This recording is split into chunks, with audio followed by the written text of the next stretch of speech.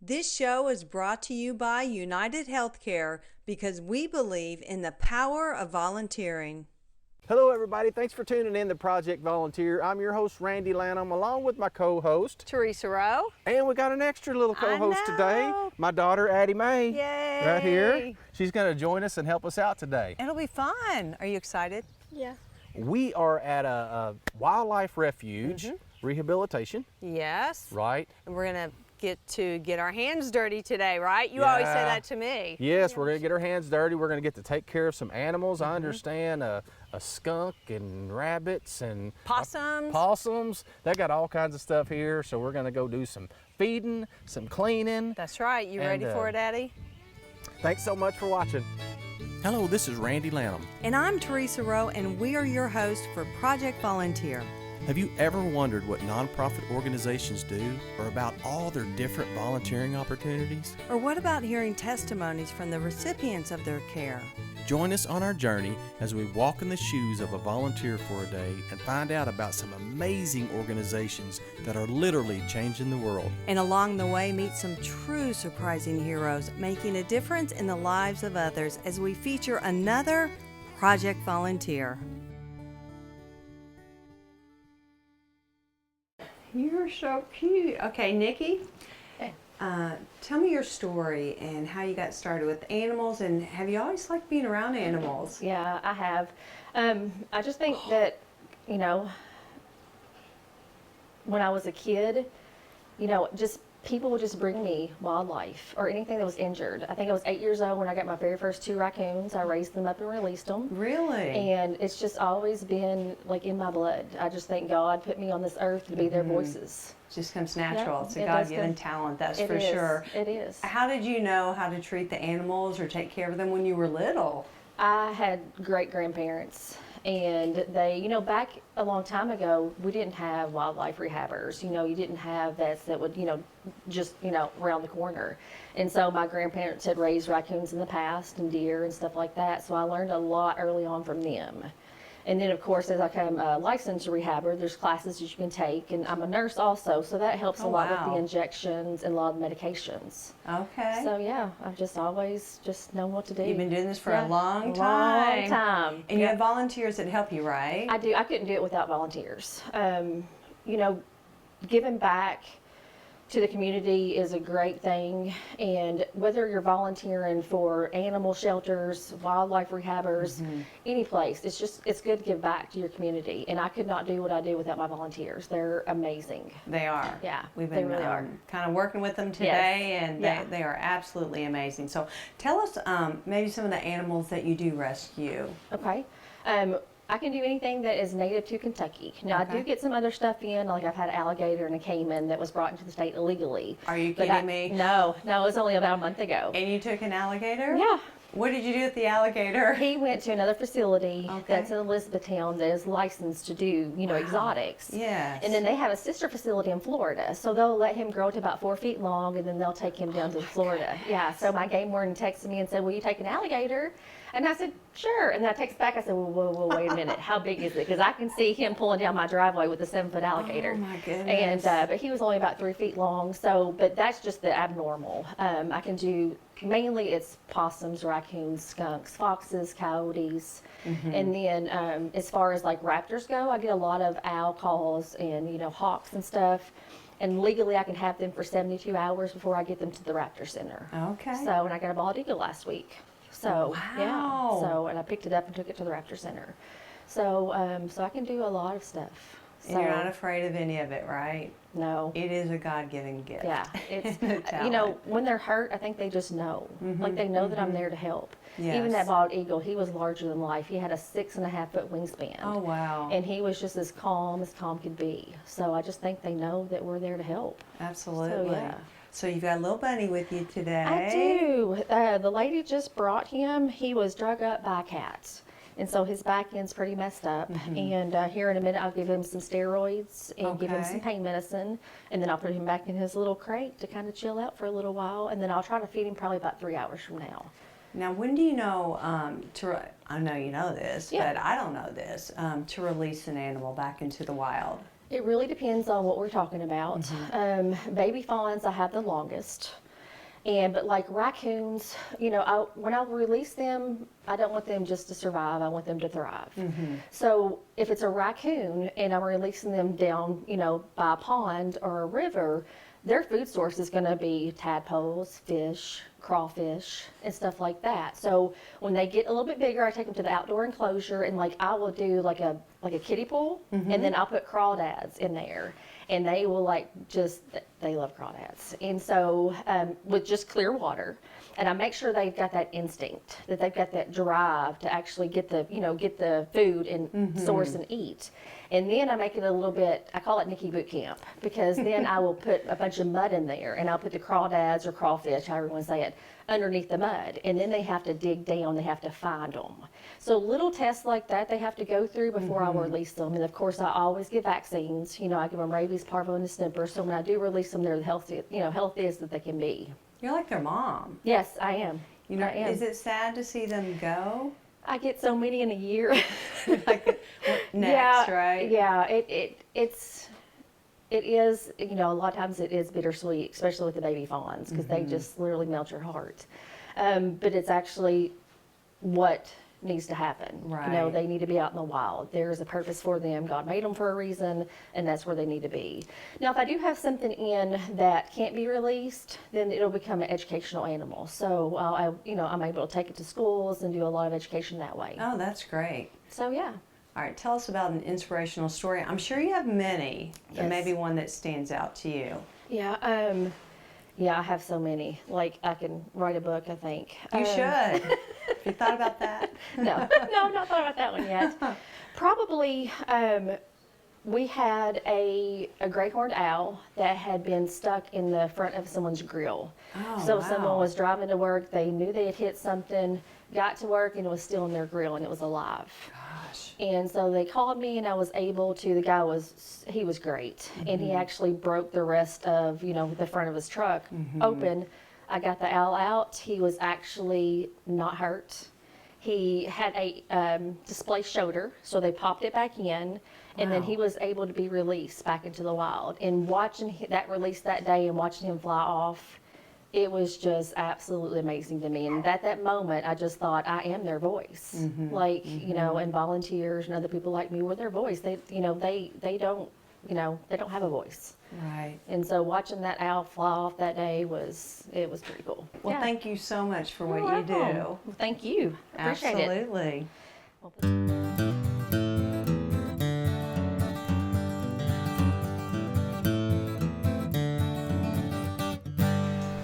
JC, tell me about the baby skunk and where the skunk was and how you rescued them. This skunk was actually found last night. It was on a dirt road, probably about 9, 10 o'clock last night, all by itself, and had fly eggs all over him and just not doing good.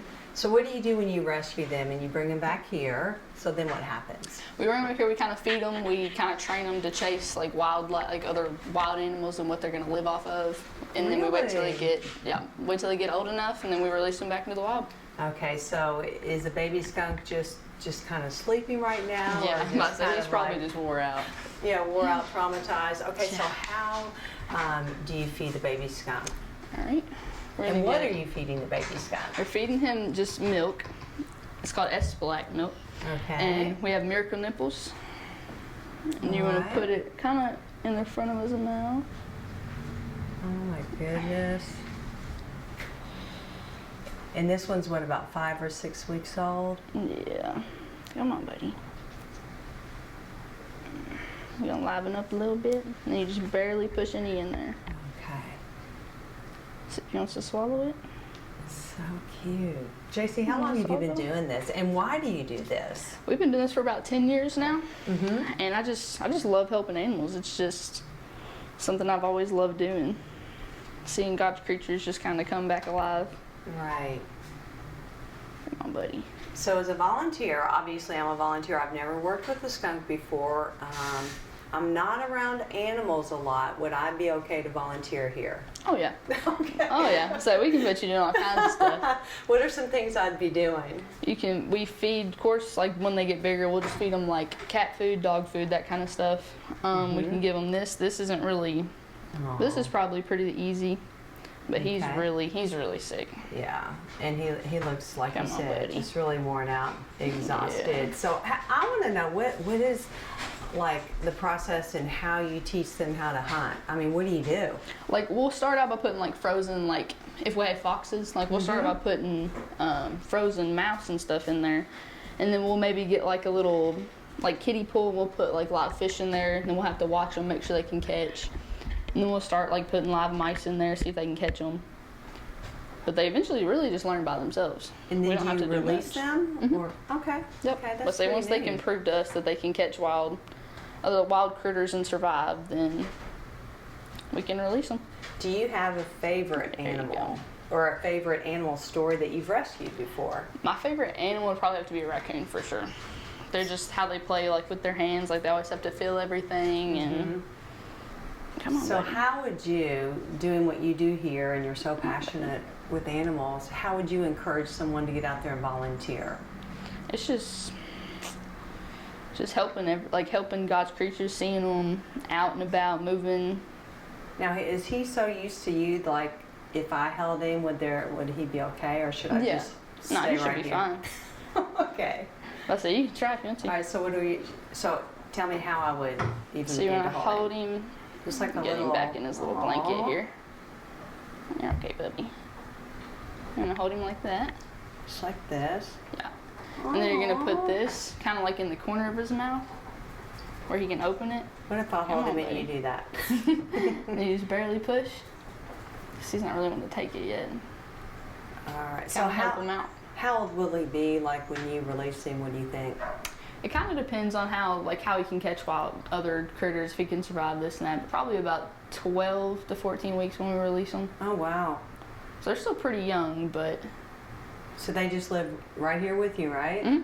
Okay. sure do. So what's the next step after you feed him? Probably just get him back into a warm blanket with the heating pad. Just Mhm. keep him warm, let him rest. Because he's Okay. tired. All right. He's probably had a long night.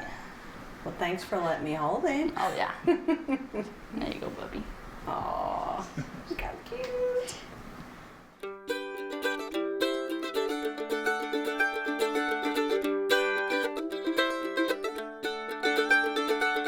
So Todd, they gave us this job of cleaning up the cages. Of course they did. Yeah. So what is it that we're gonna do? We're going to clean out the cage here. We're going to take some sanitary wipes. Okay. A lot of times we have bleach and antibacterial disinfectants in it because we want to make sure these cages are as clean as possible for these guys. We want to give them the best chance of survival Okay. possible. So This ain't the first time I've cleaned up after things After before, things, Todd. yeah, So I'll get to absolutely. cleaning this. Why don't All you right. tell me why in the world is it that you volunteer and why do you enjoy doing this? Well, I came to know this family a few years ago through a mutual friend, and I really didn't have a lot of knowledge of rehabbers at the time. So finding somebody that would take their time and use their resources to rehabilitate wild animals is pretty neat. yeah. It's interesting. And so there's a lot that goes into it, a lot that I didn't realize. It takes a lot of time, a lot of resources. Right. So Golly, I bet. So how often are you able to get over here and help them out? I can come over here a couple times a week, usually just depending on what's going on, how many animals I have at the time. Right.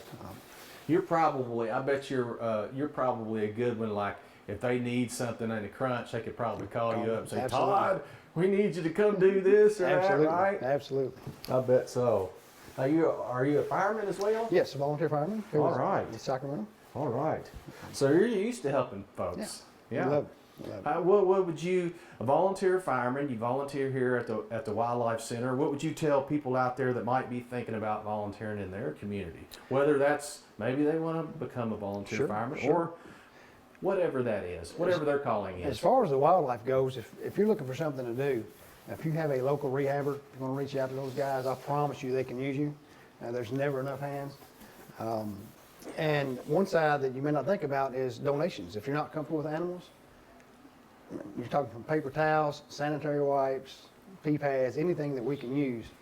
It takes a lot to make this happen, to get these guys back out there. So they could either donate money to help buy Sure. that stuff or they could Sure. donate items needed. Sure. So what are some of the items that are typically needed? We'll just use this. Puppy pads, paper towels, sanitary wipes, cat food, dog food, things of that nature. The skunks and stuff love that. And we even have a local grocery store that donates a lot of the vegetables sweet potatoes and cabbage, stuff like that, that some of these will eat, so. So that's typically, but probably what you want to do is find your local Yes. rescue And see what they need mission specifically. and ask them, Sure. what is it that you need? You know something I've noticed here recently that I bet some of them have? I've noticed a lot of these Amazon wish lists popping up. Yes. And so a lot of Yes. times if you go to a website, they'll say, go to our Amazon wish list, and basically you click on that, it opens up a page that has all the things that they need. You can can order donate it. it, ship it directly here, and Yeah. yeah, Man, absolutely. that's pretty cool. That's pretty cool. Do y'all have that here? Yes, we do. All Yeah. right, that's cool. So, That's cool. Well, thank you so much. Okay, so I wiped down and then I dried out. And I think the last thing you said we're going to put We're in gonna a. fold this down, just to kind of help keep some of that, absorb a lot of the mess they tend to make. Yeah, This sure. one might be a little bit big.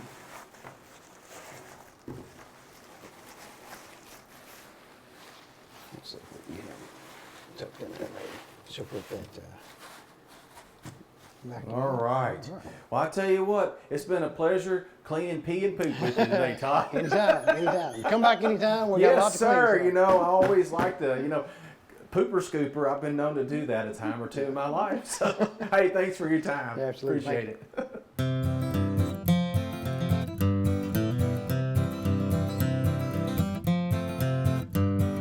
Okay. All right, Sarah, you have a baby possum, right? Mm-hmm. So tell us the story of how they were rescued. Okay, so these babies, their mama was hit about 1 this morning. We got them in about an hour ago. And just a family brought them in. They're really worried about them. They lost their mom. And they Right. kept them overnight, so they haven't really ate. We're just trying to keep them warm and stuff, and now they're ready to feed. They are so cute. I'm going to let you hand one of the possums to Addie. She loves animals. So how would you actually, if you could show her how you would hold the possum? I personally keep them, since they're so little, of course, they fit right in the palm of your hand. I keep them between my index finger and my thumb. Easier Okay. to kind of control them. All right. So if you just kind of want to hold your hand out, put them right there. You can keep his arms out if you want to. Oh, There you go. you've got some more in there, I right? do. I have 4 in here. This How one's long a have you little been bit doing smaller. this? I've been doing this since about 4 years. So what do you like about it? I just like kind of learning the new habits of animals, seeing them, interacting with them, loving on them, of course. Some are nicer than others, but Yeah. I just like learning about them and, feeling them, touching them. Yeah, so with possums, what do you do? Like when you rescue them, you get them back here, do you feed them right away or what's the process? Like as a volunteer, I'm here today, how could I help you? So normally when we bring them in, we kind of let them rest a little bit, and then they have feeding time, so like morning, afternoon. Sure. So you kind of just see this one's a little squirmy. He's a little active, and so you He's kind of very just active. observe their, how they're acting and things. All right. Observe if they're sick. So would I like to help you out? Would I help feed? Would I hold or what would I do? Feeding them's not hard at all. You could it's pretty easy to pick up on. This one's being a little squirmy, so he might be a little harder than others, but most of them, just like that one, they just kind of sit and chill and things. But Okay. so, you could really do anything you wanted to. You could hold them, you could feed them. It's All right, all maybe I pretty should easy. try to hold one. Maybe one that's not so squirmy. Here, I'll put this one back. Get you a different one. Yeah. Here, these two. Let's see. These two in here are sleeping, so they might be a little. All right. I don't So know. what should I know about a possum? So they can't carry rabies because of their blood. Of course, their blood temperature is very low, so they can't carry Okay. very many diseases. They don't really bite, especially at this age. They try, but That's they just have like teeth, little to right? no teeth. So And what do they eat?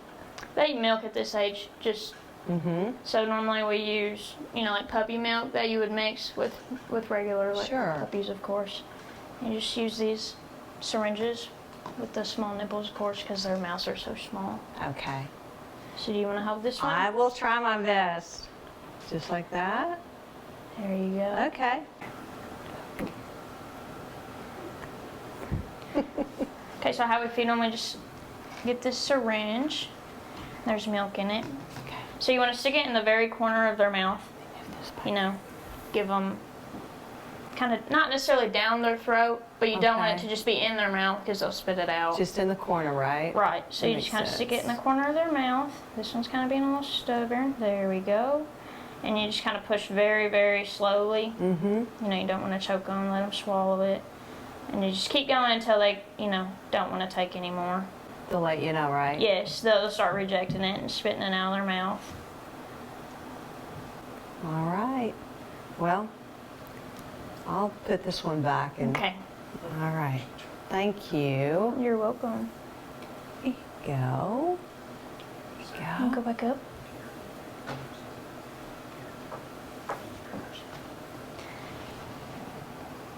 Do you want to learn how to feed one? Sure. Okay. I'm going to get this little guy back, that way he doesn't get cold. Come out. All right. Okay.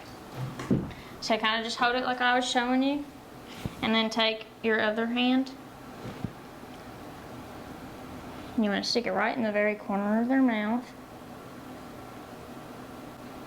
Kind of wiggle it a little bit, get him to open his mouth just a little bit. There you go. And just slowly, slowly squeeze it. Is it running out the side of your hand, or is he swallowing it? Still in there. You don't want to do it too fast. There you go. You just kind of want to do it until he starts rejecting it, and it kind of starts coming out the side of his mouth. Or slow down a little bit. Yeah, it's at the side of his mouth. All right. How was that? Was that fun? Yeah. Yeah. It's wide awake now. Yeah. Woke him up. You gonna put that one down for a little nap here? There you go. There you go. All right. Stick him in there with his brothers and sisters. Thanks for teaching us about possums. You're We welcome. know more than when we did, don't we? All right. Awesome job.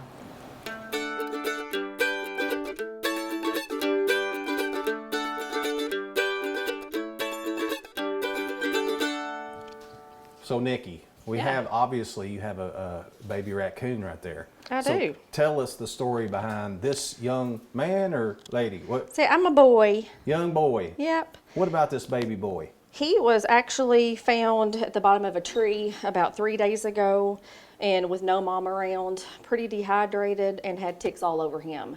So something must have happened to the mom, and they usually will kind of stay in their hole for a couple of days before they finally start, getting hungry enough to venture out. So he was at the bottom of a tree, so he was definitely orphaned. And the lady knew to give me a call, so I went and picked him up, and he's not very happy. Well, let's get to feeding him then. I see that right. you got some things out here to feed him with, right? I do, and he's not really wanting to take the bottle just yet. And Okay. so if they do not want to take a bottle, I use this. It's a Okay. Miracle Nipple, and it actually just kind of put it in the corner of their mouth, and it gives them enough nutrition. Okay. So Can I give it a try? absolutely, you can All try. right, buddy. Whoa, Here, hang I'm on. sorry. Let me turn him around. Like I said, he is not a happy camper at all. Oh man, he's probably just a hungry boy, ain't he? Yeah. In the corner of his mouth. Yep. Right Okay. there. There you go. How's that, buddy? So, oh, that's pretty good. Good. Hang on. Now, what does it take? How would somebody know when to call you, or wherever they're living? They might have another wildlife rescue. How do you know Yeah. when it's time to call a wildlife rescue place and get Yeah. something like this raccoon rescued? Well, if it's something obvious like hit by a car or something like that, of course. And if it's Right. injured, then, but the biggest thing that we get are people wanting to pick up baby fawns. And a lot of times the mom will be gone for like 8 to 10 hours. And so therefore they see a baby fawn laying there and they're like, oh, the mama's not around. And so they pretty much kidnap, these baby fawns. They don't do it on purpose. No, They're just no. not educated No. enough to realize that the mom leaves for 8 Yeah, or 10 hours and hours. then typically comes back. Yeah. So you would caution people not to get a baby fawn. Yes, because I get a lot of people that'll call me and be like, oh, this baby's orphaned. I'm like, why do you think that? Why do Right. you feel that? And now if a baby fawn comes up, and a lot of times the mom will actually lick all the ticks off of the baby. Okay. You're not going to get away. No, no, no. And so therefore, I'll get baby fawns in that are like their eyes are completely swelled shut from ticks. And so at that point, there's not been a mom around for quite a while. And but with our educating the public, about deer. Last year I got 7 deer and they were all truly orphaned. Not one single one of them had just been picked up. So, Right. you know, with this educating, it's getting a lot better in Kentucky. Yeah, It that's really good. is. So, but that's really the biggest one that I get that really don't need to be, you know, rescued. Oh, and then baby bunnies. Right. Everybody sees baby bunnies and, you know, they're tiny, the size of my hand. And then they think that it is, oh, where are you going? Hang on. And they think that it still needs its mama. But a baby bunny, if the eyes are open and the ears are erect, they're on their own. And so we get a lot of baby bunnies that don't need to be picked up. Right. So yeah. So it's best probably, if you have any doubt, to call a place like this and let you all decide if it needs to be rescued. Exactly. And not do it on your own, right? Exactly. Now, if it's in distress or it's, you know, hit on the road, absolutely just go ahead and get it to safety. Right. But if not, you know, just reach out to a wildlife rehabber or any of the volunteers that help with them, and we can kind of guide you whether it needs to be picked up or not. Right. Now this little guy, I know he's a little anxious right now, but I'm sure you see a lot of this, and probably after the first couple of weeks, I bet you they really kind of settle in. They do. Get comfortable around you all, because obviously you're feeding them and taking care of them and giving them medicine or whatever they need to get them rehabilitated and back into the wild, right? Yeah, it takes a few days. He's just scared. Right. And I just don't blame because, him, you know, yeah. he doesn't know what humans are or anything about us. And Right. it takes, usually with raccoons, it takes about a week. Right. And then they will calm down and then they'll just start relaxing, and the feeding's a lot easier, taking care of them's a lot easier too. Right. Well, little fella, we will leave you alone and let you go back to resting and settling in here and getting rehabilitated so you can go back out to the wild. Teresa, Teresa, I'm not turning my we've had back. a great time here at the Wildlife Rescue in Sacramento, Kentucky today. Yes. And we want to thank you all for allowing us to come in here today yes. and volunteer Nice with you. little sheep. Thank you. Anytime. Yes. Now,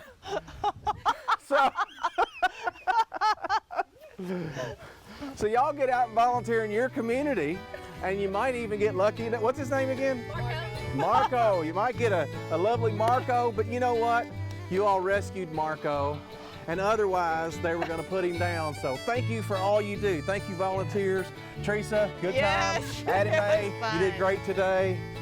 Y'all get out and volunteer in your community today. Make a difference. Whatever it is God's calling you to do, go out and do it. Get your hands dirty. Let's make a difference in this world. Thanks for watching. There you go.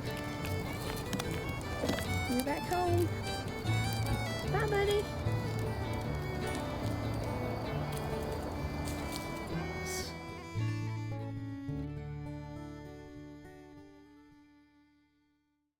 This show is brought to you by United Healthcare because we believe in the power of volunteering.